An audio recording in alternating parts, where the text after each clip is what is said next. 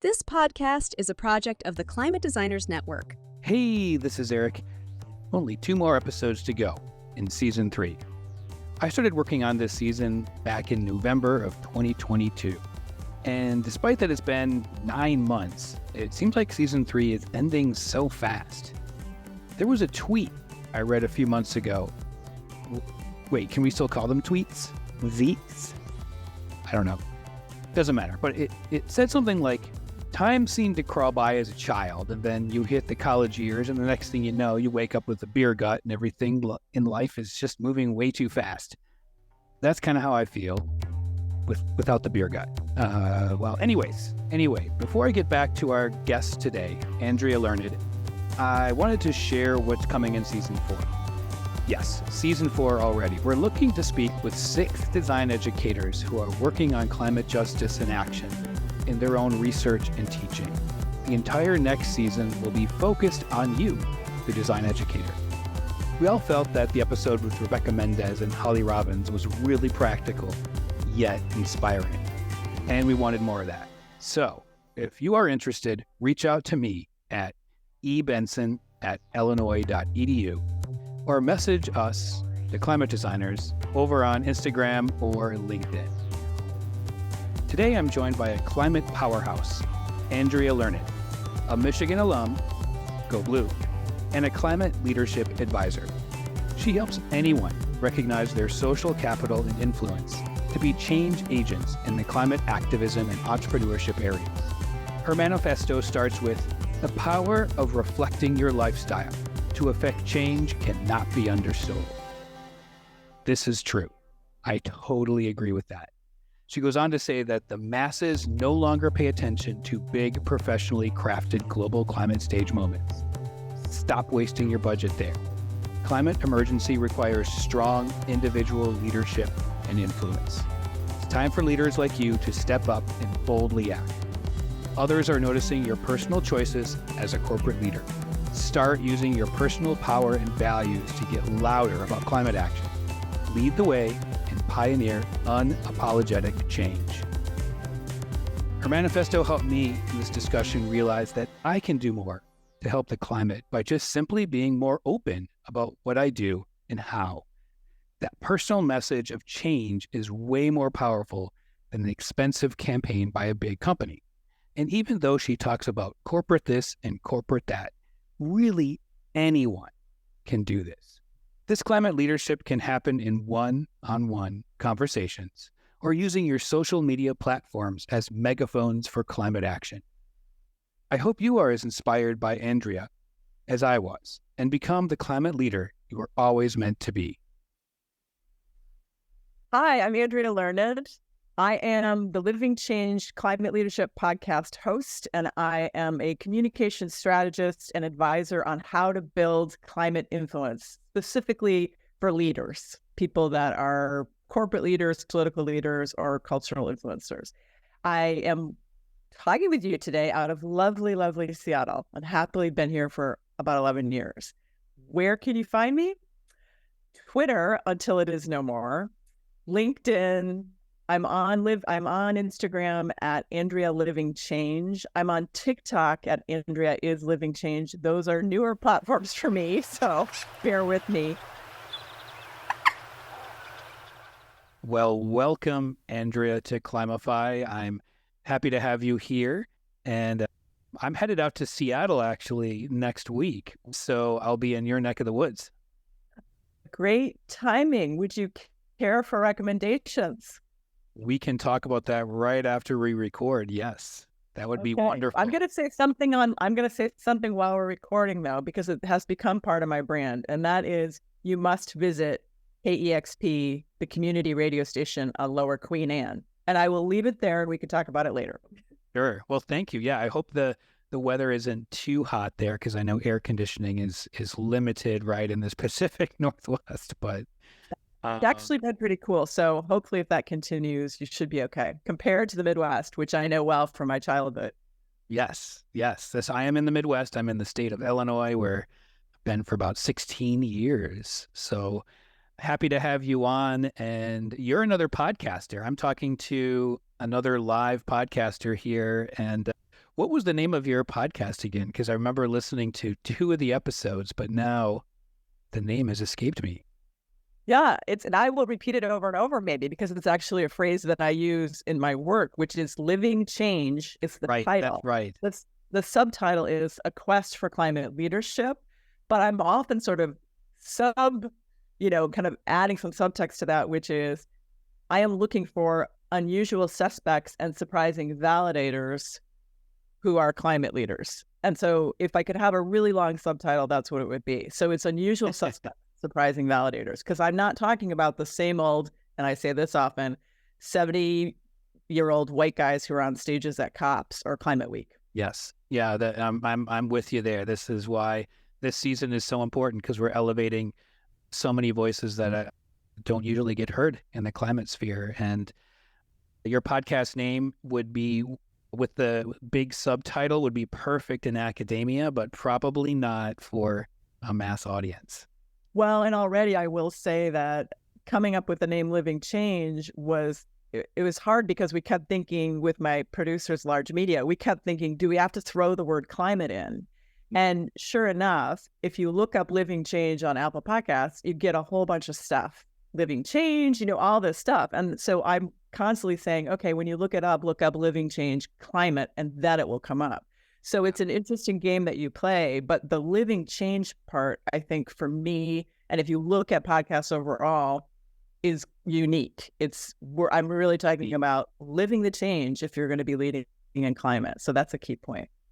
Yeah, and that's a huge component of the mission of this podcast, and that is we're trying to help design educators become those climate leaders in the classroom and make new climate leaders. And so I am extremely interested in your work because you're doing something similar, but not necessarily in the design classroom.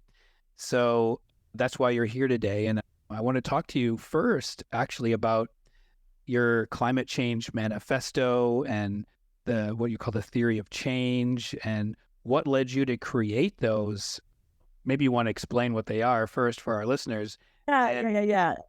Basically, the idea of the manifesto is the power of reflecting your lifestyle to affect change cannot be undersold. So people are on stage leading and talking about what they're doing policy-wise or in their corporations, but if they aren't also, thinking about driving less or things that can be seen by their stakeholders that they're doing and being public about that, you're losing some credibility and there is the trust. And so everything I'm doing is saying, leaders, step it up and telling us what you're up to as a human, because that will help you build resilient trust. And that's much more impactful as a leader.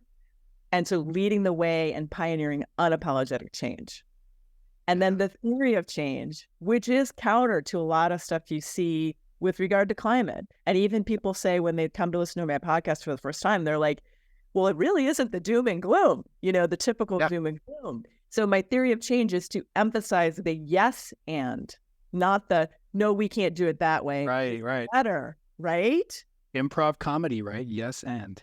Exactly. And then the other thing sort of related is this idea that I really emphasize, name and fame. So I will say that politically, or when fossil fuel companies are up to their old shenanigans and all these reports are coming out, I get mad, and I will name and shame, right? But this is the thing that very few organizations and leaders remember to do, which is name and fame the good. Yeah. So waiting for the bad news, which, man, it's like a fire hose, right?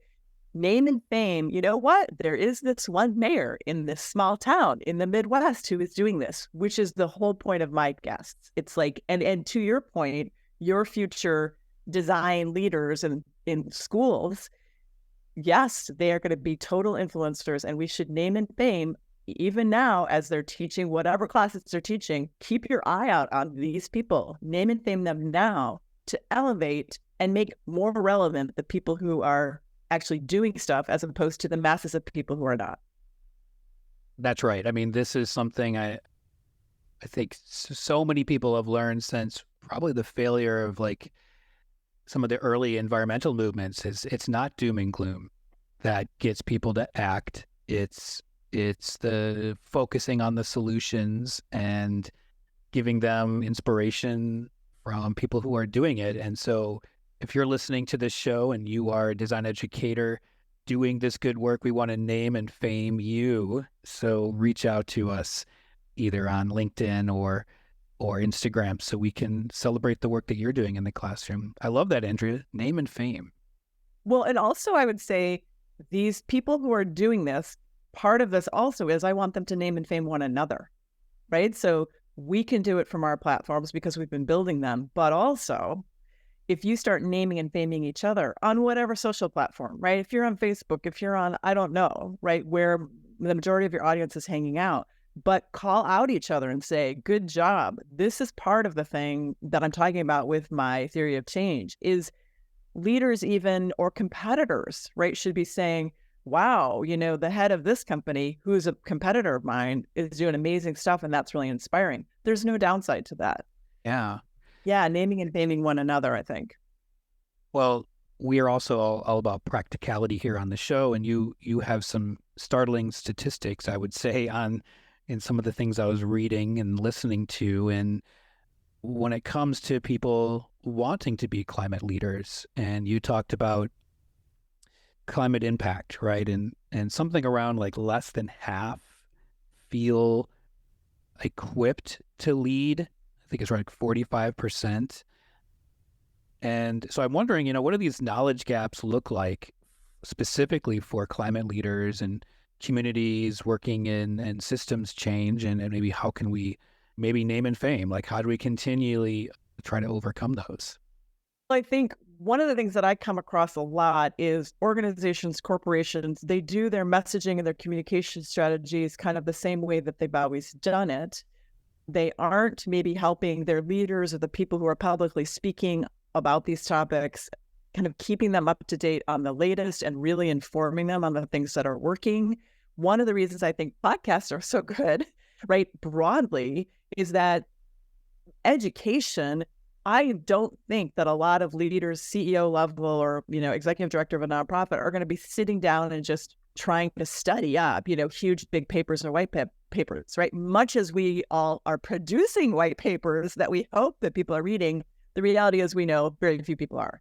So how do we get education, information, new ideas, things that are actually working in the ear, right? These leaders. And part of that is they need to go, oh my goodness, I had no idea whoever, right, who's also a mayor in some small town has tried that out and it's worked. Or I had no idea that whatever corporate leader was trying that out and that worked. So interviews on podcasts and sharing information in this sort of more informal way and getting those little tidbits, I think, in through podcasts, seeping in, right, rather than a big chunk and a big document you have to read. I think there's huge power in that.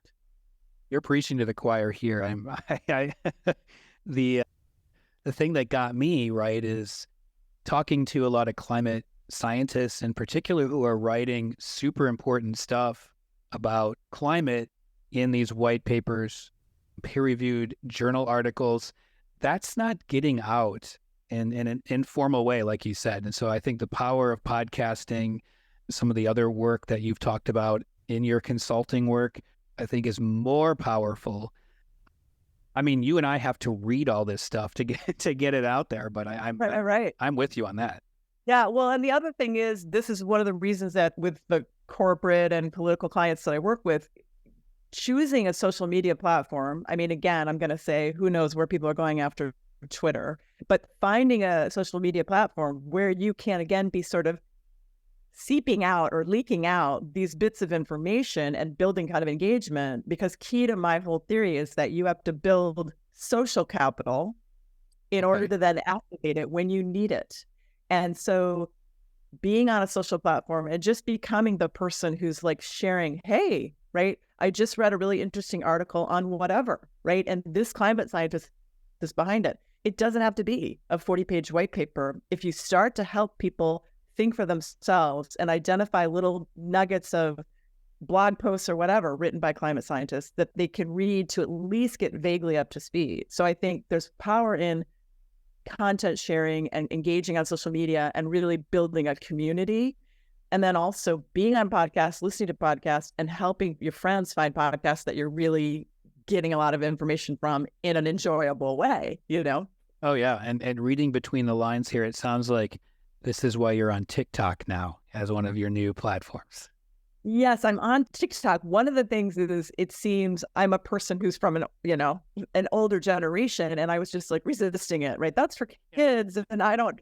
And I went on, and I'm still not super comfortable with it, but I understand it from exactly that perspective, which is these smaller little tidbits, i.e., something like, "Did you know that?" Blah blah, and you can put a link, in the copy of that TikTok and say, "For more information, go here." But I've said this a lot recently. There's some study about you need to hear an advertising message 7 times in order for it to sink in. And they've never said 7 times exactly from the same radio station or whatever. It's just like 7 times something has to be seeping into your brain. And so if you're reading stuff by me or other people, and then you hear a TikTok and I say something, one of my big causes is a food systems transition more towards a plant-based. I mean, we can talk about that later. We will. If you're hearing little bits and pieces about that from all sorts of other sources, you hear it 7 times, you might be likely to give plant-based eating a try. So Right. Thinking of how advertising messages get, are received well, and having us use that with our climate messages. Yeah, and in your consulting work, and I guess also in your podcast, I'm wondering what you're finding as climate educational needs to help build more climate leaders and in the community and maybe in corporations that maybe traditional, like going to school type frameworks struggle to meet. I think part of my thing is that I always sort of step another 30,000 feet above the situation, which is when you look at, and I monitor climate media a lot. And so when you look at climate media, just really basically what you see is a lot of coverage of energy, right? It's very energy and oil and kind of all this. And the thing that I think starts to get people more interested and they find their way in is if you go, by the way, transportation, food systems, these are some things that are also huge that if you address them, it will make a big change. Oh, I had no idea. I like to think about food, right? I have a garden, like helping people find other ways in to the significant ways that emissions can be reduced that are not getting the sexy love of all the media coverage. And I think there's something to educators and people, in curriculums and sort of learning how to be climate leaders is going, you know what, you don't have to talk about renewable energy. Talk about the thing that you're really into and help us all bridge understanding about how that's important and why that makes a difference. Yeah, storytelling is extremely important. And I've had, gosh, man, I can't even remember how many guests have brought this up. Maybe almost all of them. I'll just say that. Just at some point, storytelling around climate, very important. And so you've done some work with a group 50 by 40, and you spoke about climate conversations and storytelling. Can you give us a kind of a quick crash course? And particularly I'm interested in this phrase, I'm not sure where it came from, but surprising validator. Yeah. Well, so I was working with 50 by 40, which is a food systems transition organization a couple years back. And one of the things I did was a workshop, an online workshop that people can find, and we could put in the notes if you're interested. I talk about the power of climate conversion stories. And the conversion stories are the unusual suspects of the surprising validators. So I'll give you an example. From a food front, that would be somebody who is a cattle rancher. And then they had an awareness, they had a health thing, they realized the climate implications, and somehow they decided to make a transition and start to move away from livestock and animal agriculture. Another example of a surprising validator or an unusual suspect is this good conversion story would be Mayor Eric Adams of New York City is vegan. He talks about it a lot he's very visible about it. He actually wrote a book with his conversion story, right? Which was his health got so bad that he had a major incident that he just woke up one morning and was like, I'm done. I'm going to do this. The power in terms of storytelling of not, again, hearing over and over again, the executive director or the CEO of climate-related organizations or corporations saying, we're going to, go renewable for whatever. But people saying their personal conversion moment, their personal moment, and I've heard from people that the word conversion sounds sort of religious. So I'll step back. We don't need to say that. But that moment when someone had the realization and then how their life transformed from there. Related kind of is, I come from a deeper background of marketing to women and looking at them as consumers and how they make decisions. So I'm constantly sort of aware of the gender differences in how people take on information. And a lot of times with the going plant-based or something, you'll assume that it's all a bunch of women who are working out at health clubs. Like it's very sort of Instagram-y, right? Yeah. And so when you think about the best conversion stories for storytelling on climate stuff is white people, often males in the middle of the country, who, if they saw an example or if they heard of an example or heard a podcast, interview somebody who was a white guy from the Midwest, right, who previously drove a big truck or something, right, and now uses an e-bike for local transportation, that is an incredibly powerful story. That's one that's really worth telling, and that's one that will get a lot of listeners sort of going, what? That's the surprising validator, right? So you're looking for surprise. So you can look at, and I listen to a lot of journalism podcasts because the question is always, how do you find your guests, right? And what they say, right? And what they say is really interesting. And if you look at, and I've said this too for climate conferences, if you're looking at who you're going to invite to speak or be on panels, look at the whole list and then look really closely and go, oh, who's the most interesting, surprising validator of that? Because when they say what they've done, it's going to really resonate with the audience and be a big wow moment. So in your work, do you find, or do you have really some interesting stories about this kind of, we'll say, conversion that you want to share? Well, one of them is, recently I was a moderator for a panel at a conference called Green Biz Verge, and it was about a pilot project that LinkedIn did in terms of moving their food service in their San Francisco headquarters. I think it's during or just post-COVID when they're starting to get more people back into the cafeterias and stuff. They did a pilot project where they converted the meals. Say there were 8 meals served every day. It used to be that 5 had meat and dairy, more traditional, and then 3 were vegan. What they did was they shifted so that 5 are vegan and 3 were meat, dairy, etc. And they worked with an organization called the Better Food Foundation that really knows how this process works. When we were talking on the dais, the panel about this, the chef behind it, I thought this was really interesting. Prior to the panel, I was talking to her and she said, the interesting thing is that I come at this from being a butcher. Oh. She said, I'm not vegan, right? Which is fine. I mean, I'm here to say, I'm not this person that says you have to go vegan overnight, because I firmly believe that once you start, your body's going to say, yeah, keep doing that. Yeah, exactly.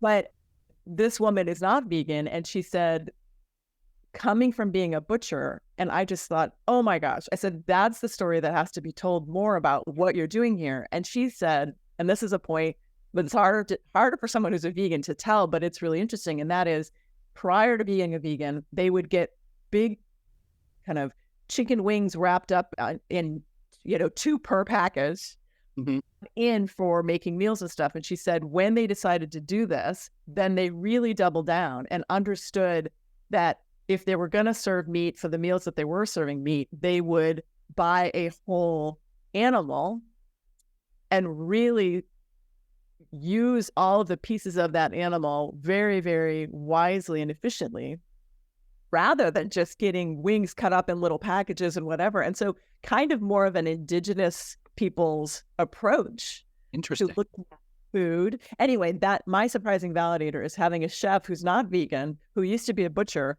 talk about the success and how tasty these plant-based meals were and kind of what happened. I feel like I want to have all sorts of people like her on a podcast. Yeah. Well, I might be a surprising validator and I don't know if I've ever brought this up on this show before, but I'm a vegetarian, and I also used to be a butcher when I was in college. See? Yeah. So I saw, and well, not just saw, I was actively involved behind the scenes of preparing the meat that you would take home. And if I fast forward like 10 years from that, I met a cattle rancher down in Mexico who became vegan. And the whole reason why is because he went to one of his kill floors and he was just mortified, right? I mean, it wasn't how he butchered cattle growing up. They do it in a completely inhumane, terrible way. And just listening to his story and thinking back to what I did working in the butcher shop, right? That's when I switched to become a vegetarian. Just thinking about everything that I knew was like, okay, wait a second. And I would say, Eric, that yes, in my mind, it would be great if you mentioned that a little bit more, right? So, when I talk about the plant-based or the vegan conversion, a lot of people become plant-based for different reasons. You had a really powerful moment, which was the realization of the animal, and how that is. Other people go into it from health, like Eric Adams. I kind of went into it partially from health. I was really influenced by a person. Well, it's a person that I interviewed for my first episode of Living Change, John Richards, who's a pretty well-known DJ at KEXP. I was in a marketing meeting there and realized that he was vegan. And I thought, oh, why am I not vegan? And I just went vegan. Interesting. But immediately felt the health. And then later I was like, oh my goodness, the climate implications. Well, Right. This is what I've been in climate for like 10 years, right? So all that is to say that people get into moving in a plant-based direction for a variety of reasons. And your reason is really interesting and would touch a lot of people like you with your background to hear it. So you are, a fantastic, surprising validator for that. And I encourage you to get louder. Okay. All right. I'll try to do that. We'll take a quick commercial break here and then get back to the conversation. Where do young designers see themselves at the intersection of climate change and innovation, and how can we teach that intersection in the classroom? Designers are problem solvers, capable of imagining solutions for a more sustainable future. My name is Rachel Cifarelli, and I'm part of the Climate Designers New Wave team. In the past few years, New Wave has released 2 reports exploring students' experiences of climate design education, or lack thereof, and what they hope to see in their classes. Now we want you, design educators, to use this research in your classrooms, and this summer, we're giving educators a chance to talk to the New Wave team directly. Twice a month, the New Wave researchers will be available to walk you through our findings, answer any questions you have, and help you implement actionable project briefs directly into your classroom. We'll also show you how to use our media kit to easily share the research with your students and how they can sign up to be a participant. Head to climatedesigners.org/edu/newwave to sign up for a call with the New Wave team. Help us inform a new wave of design education, one that teaches every designer how to be a climate designer. Do you want to help design a better world? Start by subscribing to Evolve CPG, a podcast featuring the purpose-driven entrepreneurs, executives, and consultants behind the most impact-driven brands in the world. You'll learn how innovative leaders are leaning into their purpose, how better for the world brands are scaling positive impact, and how the product industry is solving some of the world's biggest problems. Be part of the evolution. Find Evolve CPG wherever you get your podcasts and visit evolvecpg.com to learn more. So let's talk about your work with plant-based diets. I think that's a great transition. Yeah. So there's a lot of, I think, out there. You can go online, you can find a lot of websites, the UN, the NIH, listing the benefits of a plant-based diet, whether it be vegetarianism or veganism. Can you maybe talk more about some of the more surprising insights that you found into that world, maybe working with 50 by 40 and some of the dialogues that's been going on? Yeah, well, to that point of kind of how I got into it, and then I realized the climate stuff. I started working with 50 by 40 not long after I went vegan myself, and it was all along that process that I learned more and more. One of the things is the land use stuff, which Right. is, there was a phrase that I love as a communications person that I heard through that group of people when I was working with them is stop growing food to feed food. Hmm. So step back, stop growing food, which is crops, right, that are commodities to feed livestock, Right. because Right. we're wasting land to Yeah. feed, right, when we could just be eating plants directly.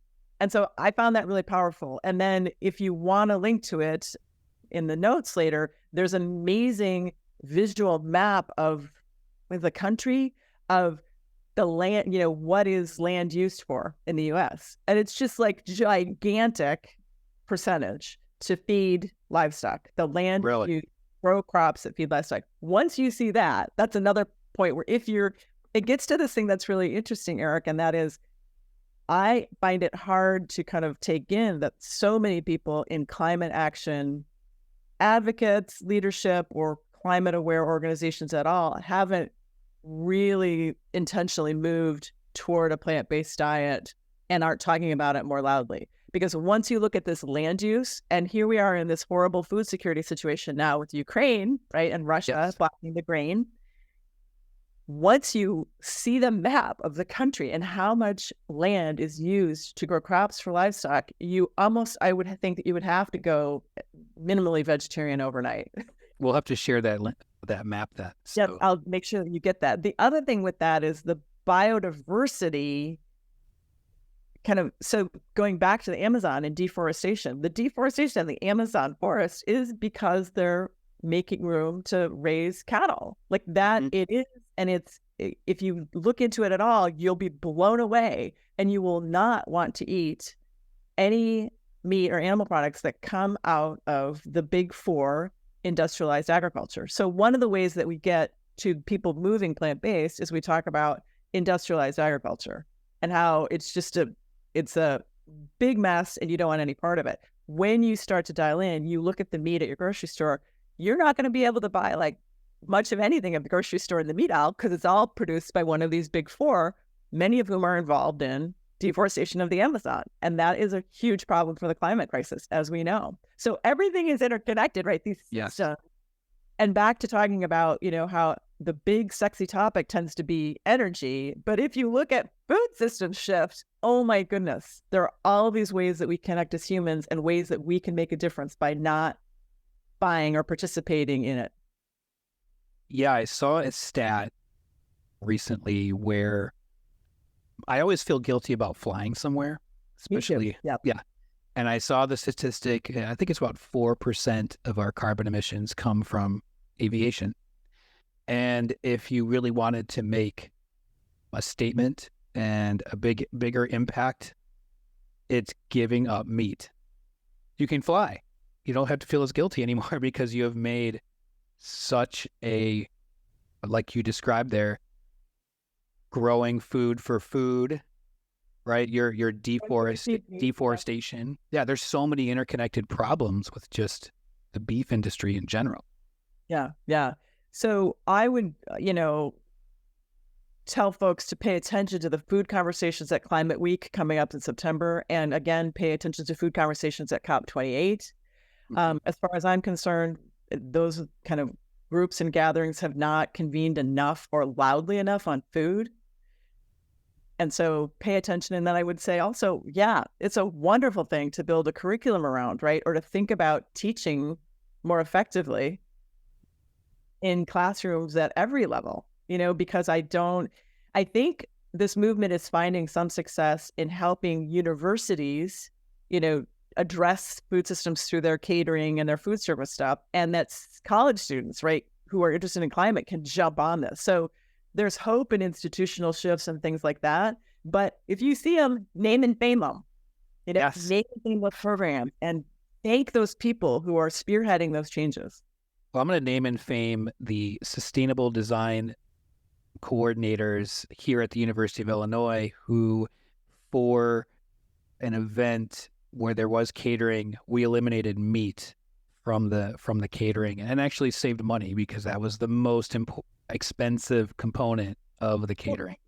Fantastic. I name and fame them too. Put that in your notes, like an extra shout out. Congratulations, University of Illinois. Yes.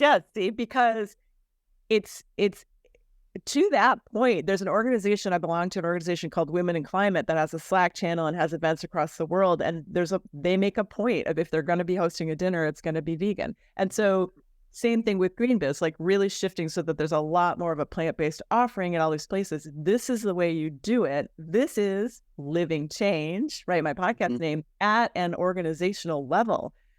A living change at an organizational level is making sure that you have a plant-based heavy catering, if not all plant-based, right? And that you think about transportation to your venue, not having to all be, big black SUVs, et cetera, like that you're in a place where you could take a bus so that it's, easy to take transit to get to the site, et cetera. So living change is a really interesting filter through which to see kind of things that are happening around you. And again, I would say name and fame any living change examples you see in the world as loudly as you can on whatever platforms you're on. Yeah. And speaking of transportation, you work in that area as well. And I'm wondering, with living change, are you finding, besides yourself, of course, some living change going on in that intersection of plant-based diets, and in particular, bicycling infrastructure in communities and then cities, or just in some sort of policy that might be developing where you live? Yeah, well, I'm seeing it in that if you are awake to transportation emissions enough to start to think about bikes for local transportation, which is my emphasis, which is within I obviously do it for like 5 or 6 or 7 mile radius. But if you start to ride a bike or e-bike for your 2 mile or a regular bike for your 2 mile radius local transportation, it's a huge deal. What I'm seeing is that once you take a step to kind of dial in and go, wait, do I need to use my SUV to, get this? Once you take a step like that, then you do become more aware of the little things that you can change in your life and are a little bit more open to being intrigued about maybe going meatless Monday. So they are connected, right? The other thing is that it's this thing that people in climate know, but the IPCC talks about how the 4 biggest things you can address, right, are buildings, energy efficiency, food, agriculture, and transportation. I believe you can kind of correct me on that. Food and transportation are the 2 topics that I really dial into in my work and where I find there is crossover, because my interview again with John Richards, also with Alex Fish, who was the second interview for Living Change, they both, like John was coming in, the interview was really about his plant-based bar. And then he was like, and then he started on his own accord talking about the amazing thing that e-biking his son to school, that change in his life has been amazing. I was talking with Alex Fish, who at the time was a city council person in Culver City. He rides an e-bike for local transportation as much as possible. And he said that in the course of our conversation, he decided that he would go meatless Monday with his families. And so there's an opening once you do one, you are like, oh, you kind of are reverse hacking. So you don't need a super high tech or really expensive tool. It's really fun to just go, oh, I can refuse to kind of be in that system by riding e-bike rather than driving my car, by eating more plant-based as opposed to meat and dairy. It's very interesting. It's very empowering to feel that you can have I can see that impact. Yeah. Well, I'm not someone who rides my bike often, and it kind of goes into public safety or safety on why I don't. And recently the Boston Globe, a couple others published articles on basically like the politics of or the bike lane controversies and then the conversation around that, around politics of public safety and traffic. And you wrote an article recently, an interview you had with Bowen Ma, I think British Columbia city leader, about ways that you can break that cycle. Can you talk more about how we can break that cycle of that, I guess, is I don't feel super safe riding my bike where I live. How can we move forward really to make it easier for people like me to feel safe riding my bike to work every day? Well, it's going to involve naming and faming, and it's going to involve finding political leaders in small towns like similar to where you live and helping your leaders see that it's a good political move for them to help people, achieve and be able to ride a bike or choose less car transportation. So you name and fame leaders, or you help your political leaders see that this is possible, and that other political leaders across the country who ride their bike are getting a lot of good press for doing it, right? So you kind of appeal to vanity in a leader. And then the other thing is there have been studies and there are ways to present this in a non-super right, left, et cetera, political manner, which is less car living. You can pitch that and you can message that to people who will continue to drive anyway, right? Because the idea is that there will be fewer cars on the road, right? Because so you position safe streets as for everybody, and there's all these messaging tools that you can use. And the idea is that this sort of change is already underway at lots of communities across the country already. Find one, start using that as a tool to tell your political leader. And then anytime there's a safe streets or healthy streets, I don't know if you guys had any of that in your town during COVID. In Seattle, they blocked not enough, but a couple of main drag streets down so that it was really accessible more for walking, biking, etc. And it was a huge hit. Yeah. So anytime a thing like that happens where they close down the street for an event, right, or a party, or they love that thing up, tell your city, man, I love that closed street. I got to know my community better. Tell your city leaders, I shop at those businesses more when there isn't like a 45 mile per hour speed limit out in front. Another organization that I have done some work with that I'm still, really pushing from people is this Livable Communities Initiative, which is based in Los Angeles. And in my interview with Alex Fish in my podcast, we talk about that. And the whole idea is the livable community versus making it about bikes and transportation. Talk about livable community overall, right? Which goes to SDG 11, sustainable communities, and all the pieces that make a livable community. It's really hard for people to argue with that. And so that's another kind of framing. Yeah, I see this a lot actually with some recent changes in how I've seen petitions being distributed. And if it's successful, right, there's this additional thing to thank your state senator, your local mayor. So it's not just that we should be advocating for the change, but if it happens, we should be thanking them and naming and faming them, I guess, right? Well, to your point, I actually had a conversation with communications person for another, I think it was more of a food system thing. I was talking to somebody on Capitol Hill and about their boss, a representative or a senator.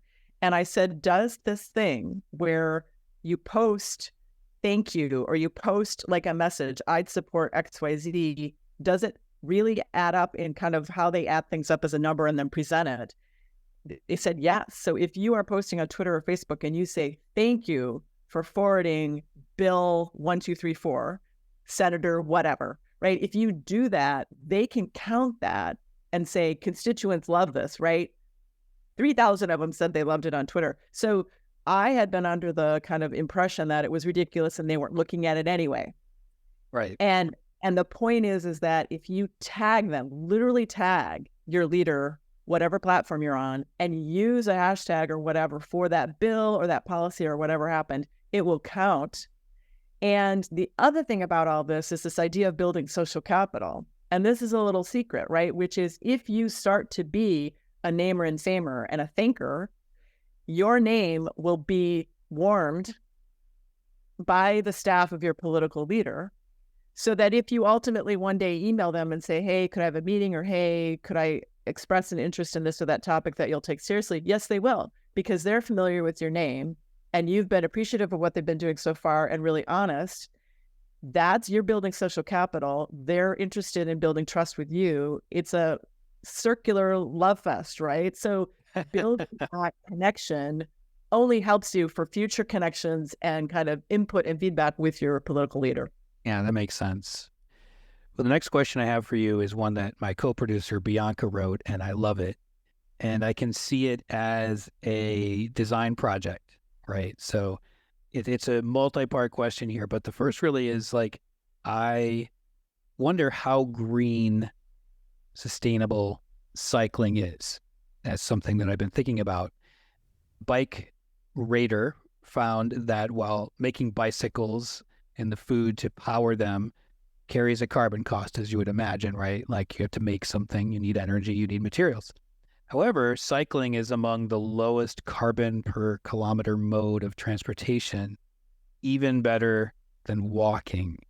So wondering what as a rider yourself, I'm assuming an activist and a consultant, what's your take on that analysis? Do you think it's accurate or and compared to walking? Because I'm surprised by it as well. Oh, I am not someone who would understand quite how that statistic came about, but I will say that getting back on a bike, and I've been riding a bike for transportation, a regular bike for transportation, since I started out of practicality in Portland, Oregon, before they had infrastructure. I just realized it was so much faster than taking a bus even.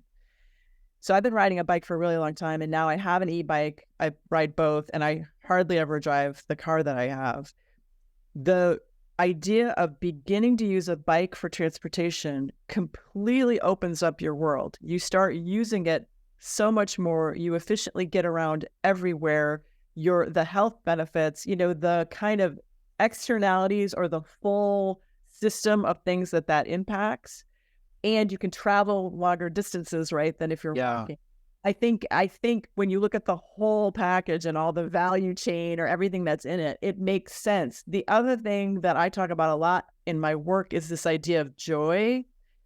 And when you are on a bike again after so long, even if you only feel safe riding a mile to take your child to school and back, the joy in that sinks in with you. And you remember it from being a kid. And then you start to go, wow, how can I bring more of this to my life? I think it's a little harder for walking maybe to do that, right? Maybe it's the wind in your hair, right? Or maybe it's that you can go from one neighbor to the other pretty quickly. Also, being on a bike, it just, as with walking, but you just get this totally different view of your community and understanding of businesses you may want to visit later, et cetera. There's something about the time, the speed. Yes. Right. And then so the joy is embedded in your body from when you were, however old you were. I don't know. How old are we when we? Oh, I loved riding bikes as a kid. So 5, right? So whenever you learned to ride a bike, there was this joy thing that stuck in you and it's waiting to get out. So once you pick it back up again, it completely changes your life. So it's this whole package, I think, of biking that gets to that number that you were talking about. Yeah, when I'm thinking about this from like a design educator perspective, I'm thinking about the whole story or the whole system that you mentioned, in that if the students were able to map or out the system, right, they will probably see the time component there, in that if I typically walk to work and it takes me 30 minutes, but biking takes me 17 minutes, and I look at the weather and it's going to rain in 20 minutes, then I'm thinking I better bike because I can get there in time. And if I'm just the continual walker, I'm like, well, I better drive, right? Because I'm So I can see like the time becoming crucial in minimizing sort of that. Maybe that's how they got up with that carbon per kilometer number, based on that whole system of how humans are, right? Because we're weird creatures.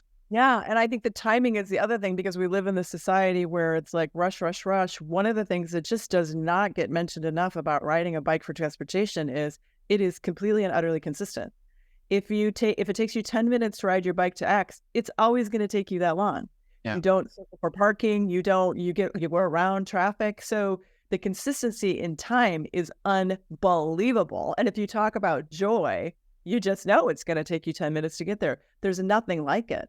And I don't think people are aware that they have access to that. They can get that. They start to think about riding a bike. And if your location is unsafe for riding a bike, now's the time to start working on your political leaders, not in a name and shame way, right? But in a name and fame way, have them be seen standing next to a bike, or give them a try on an e-bike at some festival and take a picture of it. Like, give them the way to position themselves as being vaguely open to bikes as infrastructure, and then work that, you know? Yeah, well, in Seattle, I know they have a bus, right? They have public transportation, and I'm wondering, this again, it opens up my design mind here for like information design, but what's the cost, the carbon cost of riding a bike versus riding a bus, for instance? I don't know all the statistics on that. So that would be a really good thing for your design thinking, To find out. Yeah, to find out. But it might be interesting also. There's a carbon accounting kind of software called Clever Carbon that somebody I know, Michelle Lee, founded. It's really interesting. It's one of those things where you plug in. Are you vegan? What's your main form of transportation, et cetera, et cetera. Those are so interesting. And there may be something to kind of doing that, or maybe talking to them at some point. But What was the name of that group again? Clever Carbon. Clever Carbon. Michelle Lee. And I'd love to introduce you, because it's a cool thing, and there is design thinking, which also makes I want to ask you a question, which is, how much does communications strategy and messaging come into design thinking, or design what you're talking about? Yeah, that's a great question. I don't think it comes in enough in the way that you've been talking about it, and that is like that name and fame. I think a lot of designers fall into the trap of, what are they used to creating? Let's go back to those type of, I guess, comfortable solutions to make something, where I think that idea of design thinking or systems thinking can push you outside of that comfort zone. At least that's been my experience. And so I don't know if that answers your question, but that's kind of where I like immediately went to. Well, I think there's an opportunity there then, if you're looking at the whole systems, thinking about the messaging and framing as part of that. Because one of the things, even an example of looking at COVID with these healthy streets things, what was the signage? What were the campaigns like? How did they nudge? What were the percentage of people that took that on? That whole kind of communications campaign part was huge to that. And then it does contribute to the number of people who are biking or walking, et cetera, et cetera. So the other thing I would say is a tool for me, and something I refer to a lot, is that book by Richard Thaler and Cass Sunstein, Nudge, and the idea of the nudge. And if you think about, it's like more plant-based options versus dairy and meat options, what is that going to do? Well, yeah, it's going to help a lot more people pick that option, right? Yeah. And then if there's signage, or if you see a lot of people suddenly riding their bike on X street, you better believe a lot more people are going to go, I'm going to try biking. So how that nudge works, and really incorporating that nudge into what your students and the curriculum, what's going on in kind of education here, I think would be really powerful. Yeah, that leads me to ask about thinking about like these unconventional paths into climate. You've been talking about the surprising validator. Are there, with biking in particular, maybe some surprising validator statistics, right, that might help people think about it more? I'm trying to go into the idea of not just environment here, but vanity. Like, you're going to get really nice quads. Are there some things that... I mean, to your point, Eric, I think that the vanity stats would be really good. Yeah. I don't think that they exist, but I think the nice quads would totally appeal. Abs.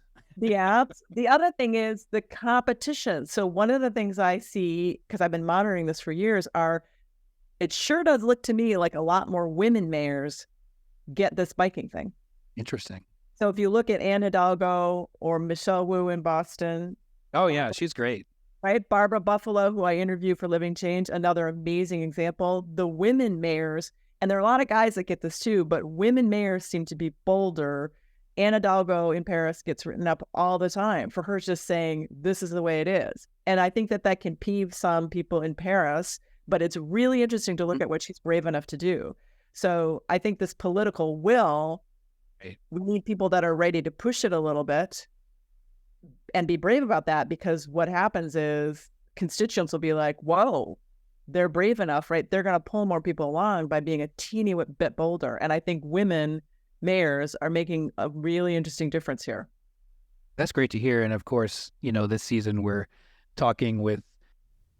naming and faming women in climate. And so it's great to continually bring up those who I haven't talked with, but who are doing great work too. And unfortunately, we're running out of time, but we're getting to now one of my favorite questions, and that is, you're a design educator.